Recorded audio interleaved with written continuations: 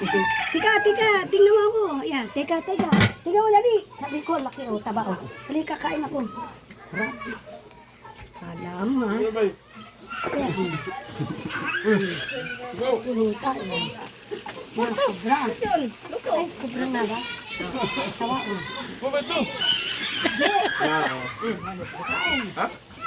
Sarap nito punuta. Dahil ko pa pala si Mari, hindi kumakain ng sawa. Ay, sawa nga. Sino di kumakain? Ay, di ka rin po kumakain. Sawa, kubra. Ay, kubra. Dahil ko pa siya, ano. Ang sarap, dahil pa manok. Pati palaka, sabi ko, pati daga nga eh. Nagkain kami din sa bukid, masarap Mari. Naglangganin yung daga, ganito. Tapos yung nagdobo rin ni Papa, patuyo.